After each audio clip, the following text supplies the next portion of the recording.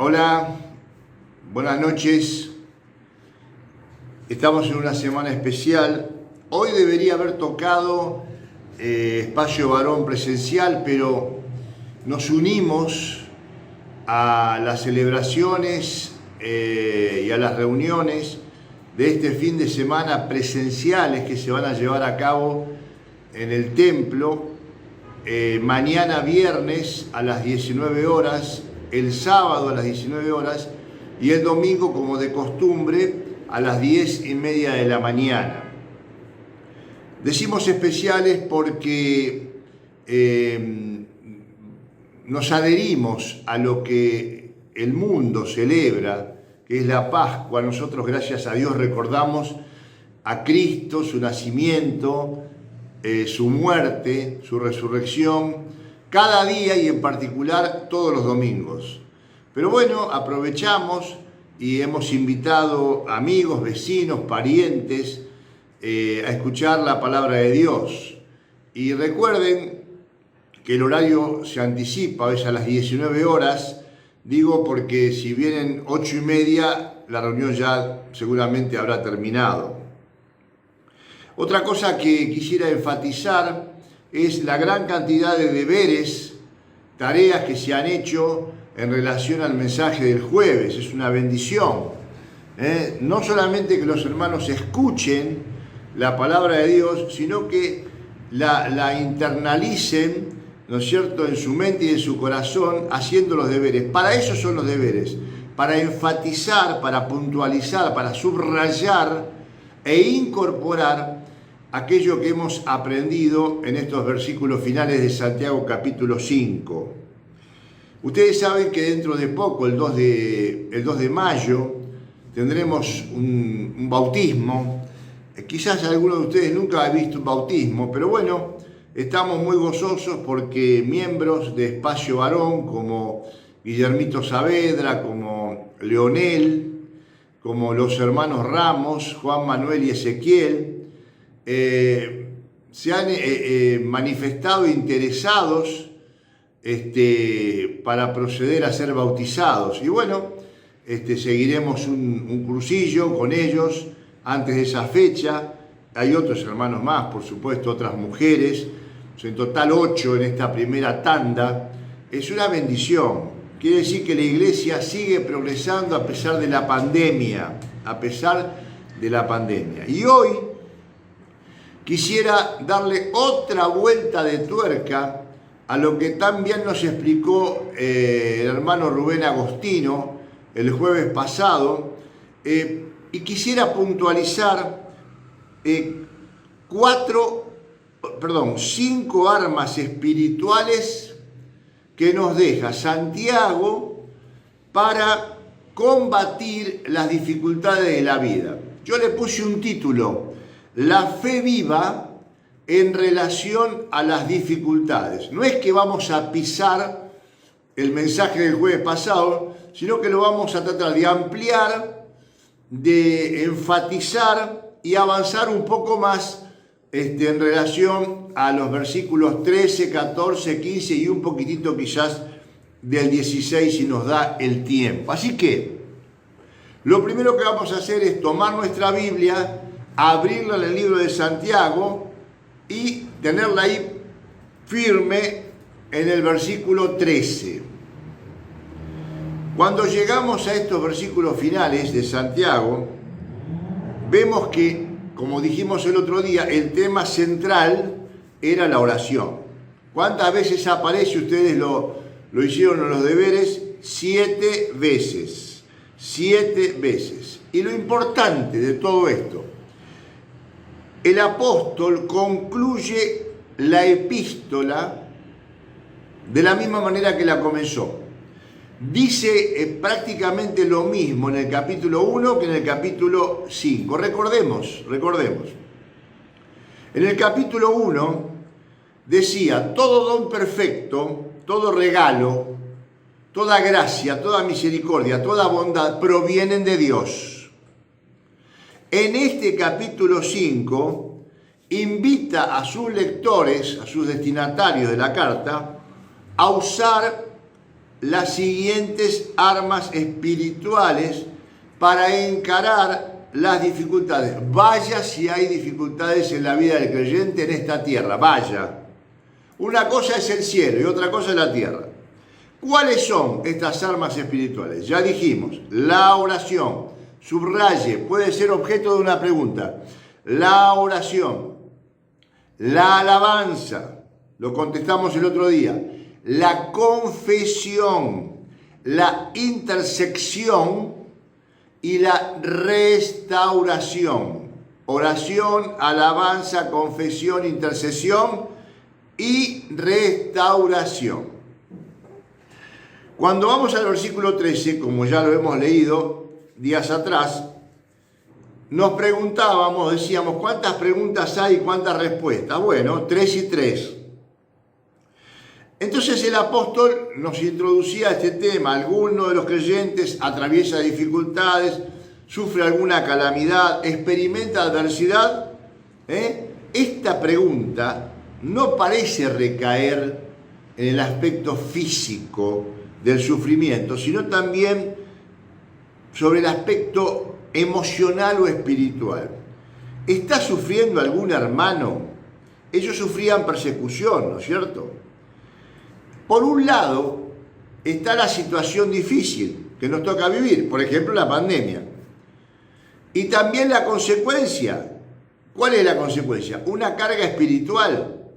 Cuando nos quedamos sin trabajo, cuando tenemos conflicto familiar, cuando un hijo nuestro se desvía del camino y tiene procederes incorrectos, cuando tenemos problemas con los parientes, en el trabajo, con los vecinos, conflictos y crisis con nuestra esposa. No solamente está la situación difícil que tenemos que asumir, sino también la carga espiritual. Cuando sabemos que estamos haciendo algo que está mal, y nos miramos al espejo, no solamente reconocemos la situación en la que nos metimos, sino también que soportamos, padecemos la carga espiritual. Santiago, ¿qué hace? Recomienda que cualquiera sea la naturaleza de la aflicción, moral, espiritual, emocional, física, la terapia más eficaz es la oración a Dios. Por eso contestaron también esa primera pregunta. Dios es el único que puede remover la aflicción si esa fuese su voluntad. Miren, la Biblia está plagada de ejemplos en donde Dios permitió, por una razón X y con un objetivo, ¿sí?, determinado, que un hermano sufra, que un hijo de Dios, un apóstol, ¿no es cierto?, un creyente del Antiguo Testamento pueda sufrir. Pero Él es el que puede remover esa aflicción, el único. Pero hay algo más.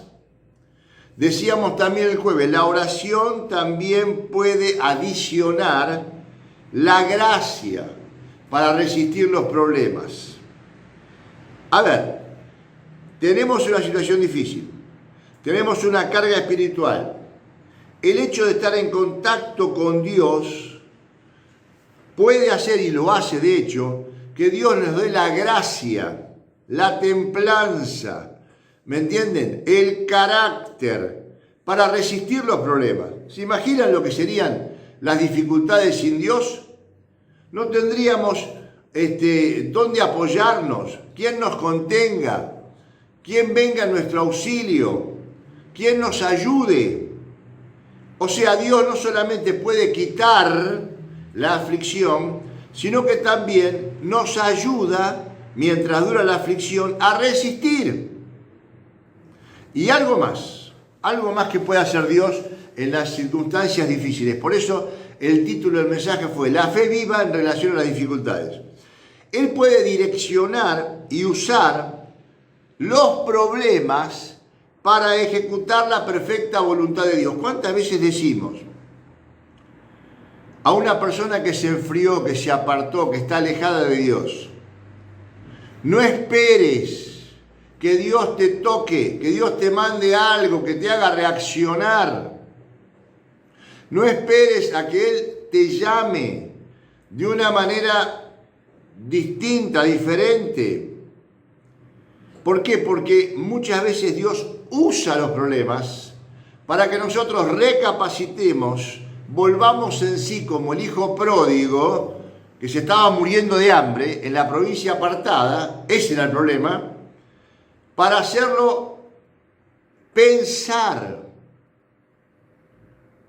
para hacerlo lucubrar, recapacitar y volver a Dios y ejecutar su perfecta voluntad, que es agradable, ¿sí? Como dice Romanos 2. En segundo lugar, veíamos también que la segunda pregunta del apóstol, ¿cuál era? Contrastaba dos estados emocionales distintos. Tan importante, decíamos, era saber orar en las aflicciones como cantar alabanzas cuando hay alegría. Segunda arma, la primera la oración, la segunda la alabanza. En ambos casos, cuando nos va bien y cuando nos va mal, el creyente necesita saber qué actitud tomar. ¿Qué actitud tomar? Esta segunda enseñanza del versículo 13 tiene que ver con que el cristiano puede llegar a olvidarse de Dios cuando le va bien, cuando se siente feliz, cuando se siente pleno. Es que muchos cristianos dejan de alabar a Dios cuando disfrutan de la prosperidad. Esto lo escuchábamos el jueves pasado y lo reafirmamos. El gozo necesita canalizarse de modo que no se convierta en un instrumento que aleje el alma de Dios. En cada circunstancia de la vida deberíamos acudir al Señor en oración, cuando nos va bien y cuando nos va mal. El creyente debe considerar a Dios como la primer gran causa de todo lo que se le pasa, de todo lo que viene, ¿sí?, en su vida. Confiar en su providencia y en su protección y en su mano, ¿sí?, poderosa. No podemos dejarnos arrastrar siendo víctimas de las circunstancias, de la suerte, del destino. Eso dejáselo para el kiosquero de la esquina, dejáselo para el verdulero que es inconverso, pero vos no podés pensar así. Tampoco podemos simplemente esperar resignadamente que nuestras circunstancias cambien. No, tenemos que orar, clamar a Dios, porque Él puede, ¿sí?, modificar nuestra forma de vivir, nuestras circunstancias. Él puede, si quiere lo va a hacer. Decíamos también que el versículo 14 tenía una tercera pregunta. ¿Está alguno débil? Explicamos muy bien que la palabra débil ahí no siempre significa enfermedad física. Algunos la usan para decir que se justifica la práctica de la sanidad divina y no siempre se trata de enfermedades físicas.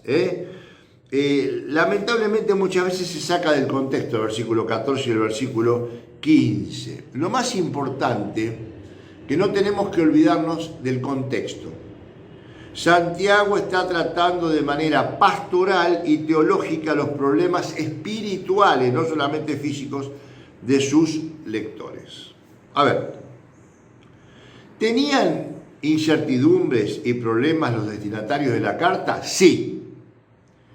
La relación con el mundo, las pruebas, las tentaciones, las lenguas, ¿sí?, la fe, las obras, los pleitos entre ellos, los celos, el egoísmo, la mundanalidad, la persecución, eran todos problemas e incertidumbres que los rodeaban. Ahora, Santiago estaba viendo que su estilo de vida, su forma de proceder, su carácter, los hacía vulnerables ante los ataques satánicos. Por eso es tan importante leer y ver que el contexto de esta carta manifiesta una situación preponderantemente de conflicto espiritual, no tanto de enfermedad física. Ya dijimos que ahí el verbo que habla de debilidad o de enfermedad es el verbo asteneo, y que se usa varias veces en el Antiguo Testamento con referencia a la debilidad espiritual, mucho más que a la debilidad física. Por ejemplo, Romanos 4:19, Abraham no se debilitó en su fe. ¿Se dan cuenta? Romanos 14:1 habla del débil en la fe. Y 1 Corintios 8:12 habla de la conciencia del hermano débil. Siempre la misma palabra, asteneo, que significa debilidad espiritual. Es mucho más importante, hermano, la debilidad espiritual en un creyente que la debilidad física. ¿Por qué? Porque mi pariente inconverso, el vecino, mi compañero de trabajo, pueden sufrir una debilidad física, pero no debilidad espiritual, porque no tienen a Cristo en su corazón. El creyente, que tiene que ser fuerte espiritualmente, puede sufrir un bajón espiritual por diferentes cosas que le pasan en la vida. Entonces, ¿qué está haciendo Santiago? Le está hablando a vos y a mí que somos frágiles, que somos permeables, que somos atacables por las situaciones y circunstancias de la vida. Y nos habla como que podemos caer en el débil en la fe. Podemos tener un bajón. El creyente que piensa estar firme siempre los 365 días del año, la verdad, no lo conozco. Por ahí existe, no lo conozco. Y dudo que pueda vivir siempre en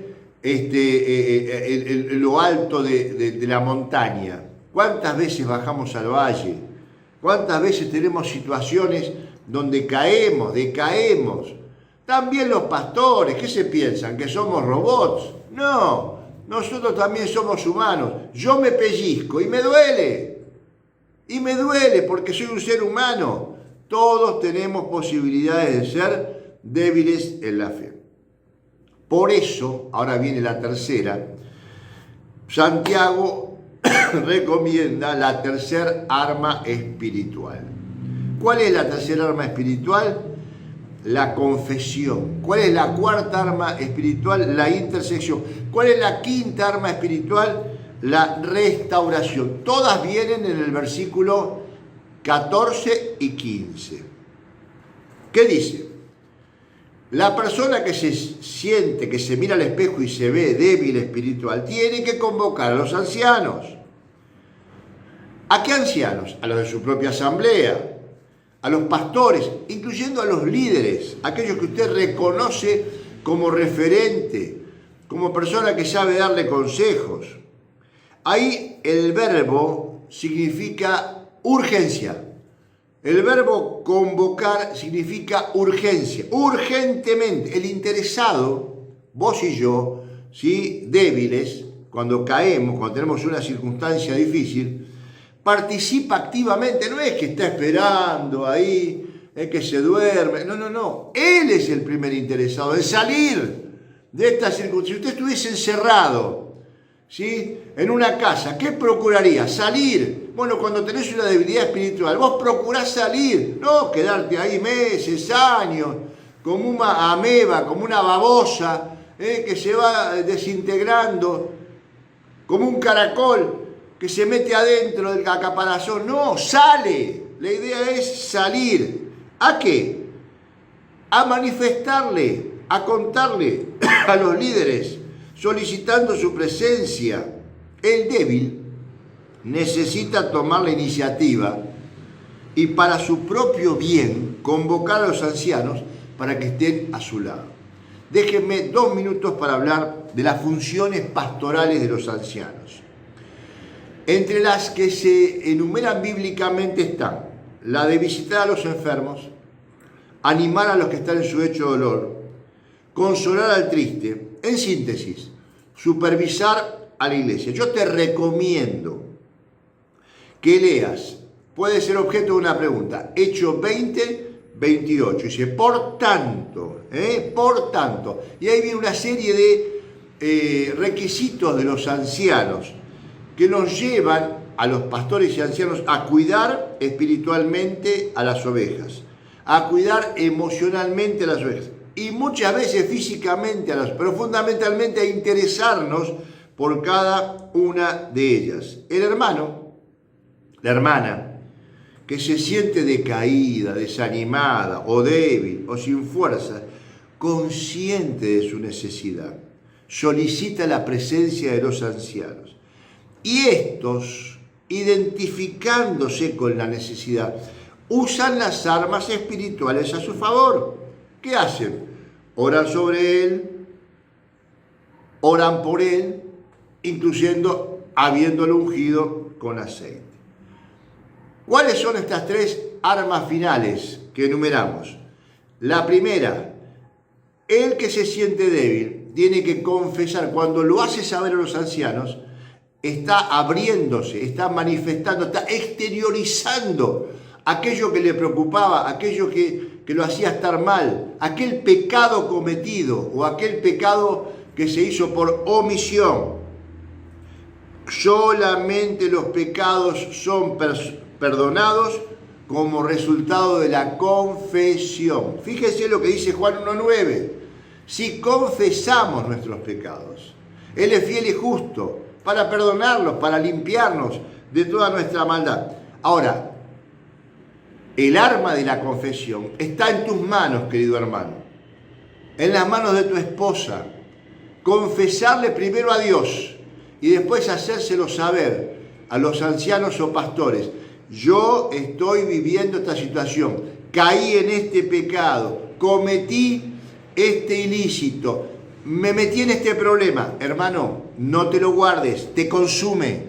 Lo dice David, mientras callé, se consumieron, se envejecieron mis huesos. Por lo tanto, tenés que usar lo que damos en llamar la tercer arma, ¿sí?, espiritual enunciada por Santiago, la confesión. ¿Qué hacen los ancianos? Usan la cuarta arma, la intercesión. Es la responsabilidad. Tienen que orar a Dios, porque lo más importante de esto es que los ancianos saben que la restauración, que es la quinta arma, viene de arriba, no viene horizontalmente. No es imponer las manos y que te curo. Eso es una mentira.